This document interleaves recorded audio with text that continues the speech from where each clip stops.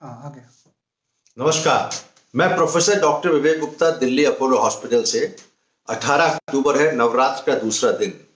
छोटी सी बात और दिल की बात कहना चाहता हूँ। नवरात्र पे मैंने कभी इस तरह का कोई फेसबुक लाइव नहीं किया। मैं कार्डियोलॉजिस्ट हूँ, मैं हार्ट के बारे में किया, पॉलिटिक्स के बारे में किया, अपने आदरणीय मोदी जी के बारे में किया, लेकिन आज मेरा दिल कर रहा है कुछ नवरात्र के बारे में बताएं। और वैसे तो सबको पता है त्योहार है, तो उसकी सीखी है नई, उसको मैं आपके साथ चर्चा करना चाहता हूँ।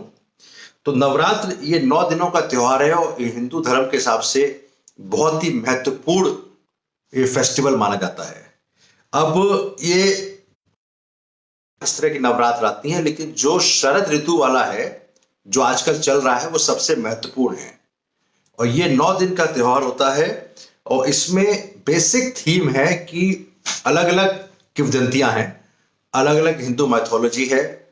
साउथ में अलग तरीके से मनाया जाता है, भारत है ईस्ट और नॉर्थ ईस्ट, वहां पे इसकी अलग है। और जो हमारे नॉर्थ इंडिया और वेस्टर्न इंडिया यानी कि उत्तर भारत और पश्चिम भारत के साथ समाप्त होता है। तो ये तीनों विभाग में अलग अलग, लेकिन एक कॉमन थीम है कि बुराई को खत्म करके अच्छाई का प्रतीक, जैसे कि भगवान राम ने और दशहरा बन गया। इसी तरह दुर्गा माता ने महाससुर नाम का राक्षस का वध किया और उसके बाद उसका सेलिब्रेशन हुआ। ये तो ये 9 दिन का त्योहार है और अलग अलग तरीके से शरद ऋतु में मनाया जाता है। और ये जैसे मैंने बताया कि उत्तर भारत और वेस्टर्न भारत में होता है, और ईस्टर्न में दुर्गा माता के रूप में होता है, और साउथ में देवी, ये इसका एक अलग रूप है और रामायण का ही पार्ट है। होता क्या है, स्टेज का डेकोरेशन होता है, लोग पूजा करते हैं, अलग अलग पंडाल बनता है, डांसेस होते हैं, और फाइनली नौमी के बाद सबसे पहला होते हैं शालपुत्री जी, फिर ब्रह्मचारिणी जी, फिर चंद्रघंटा जी, फिर कुष्मांडा जी, स्कंद माता, कात्यायनी, कालरात्रि और महागौरी और सिद्धिदात्री। ये सारे रूप है देवियों के। मैं अगले इस फेसबुक लाइव काफी डिटेल में बताऊंगा कि ये कौन कौन सी देवियां हैं और इनकी जो 2 कथाएं जुड़ी है उसके बारे में बताऊंगा। Thank you very much, doctor way Gupta from Apollo hospital new Delhi. लेकिन जो कथा है उसको मेरा चर्चा शायद अभी भी कर देता हूं। ये बड़ी इंपॉर्टेंट कथा है जो इसमें जुड़ी हुई है, और ये मैं आपको 1 मिनट में बताता हूं कि ये कथा क्या है, जिसमें दुर्गा माता हुआ था। रावण, देखिए हम लोग ने पढ़ा हुआ है, हम लोग देखते आ रहे हैं। अब महाभारत रामायण भी आई, उसके अंदर जो अपना दिखाया गया कि भगवान राम को 14 साल का वनवास हुआ, उसके बाद कर लिया रावण ने, और उसको पाने की चक्कर में वो श्रीलंका पहुंचे और उन्होंने रावण का वध कर दिया वेरियस स्टेजेस में, जो कि 9 दिन का रामलीला भी होती है। नई कथा जो मुझे आज खुद ने पढ़ी है वो बड़ा स्पेशल है, वो उस बारे में आपको जरूर चर्चा करना चाहूंगा। वो उसके अलग ही है, वो थोड़ा अलग तरीके की वो है। उसमें दिखाया गया है कि क्या एक्चुअली ये किस तरह से हुआ था, इसके बारे में।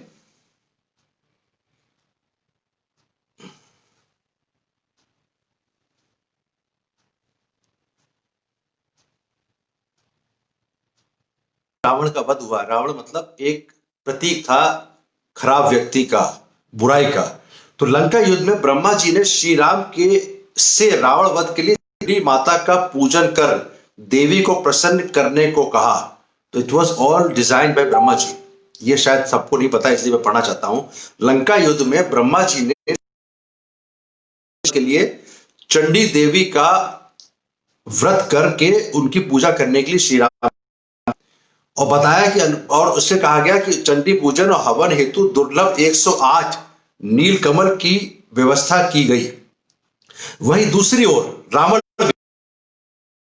के लोक में विजय का पाठ प्रारंभ किया। इधर राम भी चंडी माता का वो कर रहे हैं ब्रह्मा जी के कहे अनुसार, उधर रावण भी चंडी माता का वो कर रहे हैं। अब इसमें क्या हुआ, माता के लोभ में विजय कामना से चंडी पाठ प्रारंभ किया। इंद्रदेव ने पवन देव के माध्यम से श्री राम के पास पहुंचवाई कि भाई रावण भी चंडी माता का पाठ कर रहा है जो आप कर रहे हो ब्रह्मा जी के। तो इंद्रदेव ने पवन देव मतलब हनुमान जी के द्वारा राम जी तक ही पहुंचाई ये बात संभव पूर्ण होने दिया जाए, क्योंकि किसी का भी चंडी पाठ गड़बड़ होगा वो हार। इधर हवन सामग्री में पूजा स्थल के नीलकमल रावण की मायावी शक्ति से गायब हो गया और राम का संकल्प टूटा हुआ। और रावण की मायावी शक्ति से एक नीलकमल, 108 नीलकमल थे, उसमें से एक गायब हो गया। राम जी जहां पूजा कर रहे थे वो एक गायब हो गया और लगता रहा कि राम जी का संकल्प टूटता सा नजर आने लग गया। वह इस बात का था कि देवी मां रुष्ट ना हो जाए। जब राम पूजा कर रहे हैं वो 108 नीलकमल है, उसमें 107 रह गए क्योंकि एक रावण ने अपनी मायावी शक्ति से गायब कर दिया। रुष्ट भय इस बात का था कि देवी रुष्ट ना हो जाए। दुर्लभ नीलकमल की व्यवस्था तत्काल असंभव थी। दुर्लभ नीलकमल की व्यवस्था तत्काल असंभव थी। ये राम जी के क्षेत्र में हो रहा है। तब भगवान राम को सहज ही स्मरण हुआ कि मुझे लोग कमल नयन नव कंचन लोचन कहते हैं। भगवान राम को हुआ कि मुझे लोग क्या कहते हैं, कमल नयन नव कंचन कहते हैं, तो क्यों ना संकल्प पूर्ति हेतु एक नेत्र अर्पित कर दिया जाए। तो राम ने सोचा कि मुझे क्यों कमल दूं जिससे कि माता ना हो। और प्रभु राम जैसे ही अपने बाण निकाला उन्होंने और बाण से अपना नेत्र निकालने की तैयार हो, तभी देवी प्रकट हो गई और हाथ पकड़कर कहा, राम मैं प्रसन्न हूं, विजय श्री का आशीर्वाद दिया। जब राम का ऐसा संकल्प देखा कि वो अपनी आंख निकाल के समर्पित करना चाह रहे थे नीलकमल की जगह, तो देवी मां प्रसन्न हुई। उन्होंने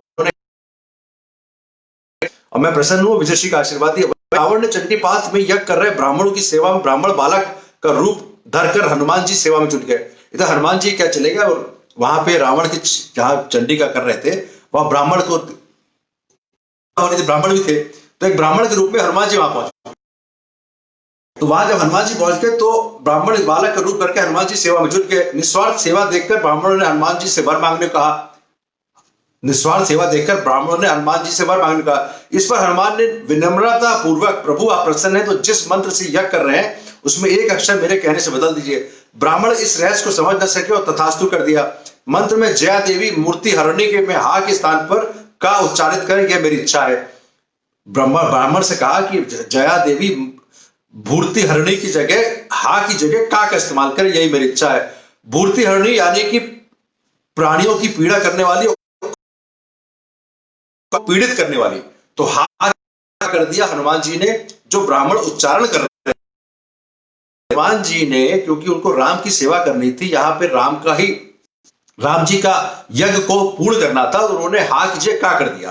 अब भूर्ति हरणी की जगह का हो गया, तो करणी का अर्थ हो गया प्राणियों को पीड़ित करने वाली, जिससे देवी रुष्ट हो गई।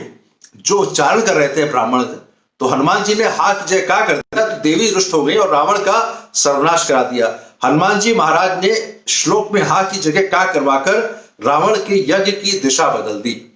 तो इस जी को रावण को जीतना इतना आसान नहीं था। ये कथा शायद बहुत कम लोगों को पता है कि दोनों ने एक देवी जी का, चंडी देवी का पाठ किया, उसमें राम जी सफल हो गए। जब कमल गायब कर दिया था कि 108 की जगह 107 रह गए, तो राम जी ने अपना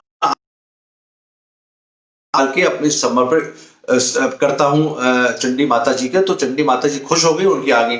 उधर हनुमान जी ने उच्चारण बदलवा दिया, जिससे कि राम की जो चंडी माता का जो संकल्प हो रहा था वो टूट गया, और इधर राम ने विजयश्री करके रावण को हरा दिया और अच्छाई का प्रतीक बनता हुआ बुराई को खत्म किया। तो ये नौ दुर्गा बहुत ही स्पेशल तरीके का है। अगली बारे में थोड़ा सा मैं केवल दुर्गा माता के बारे में बात करूंगा। Thank you very much, doctor and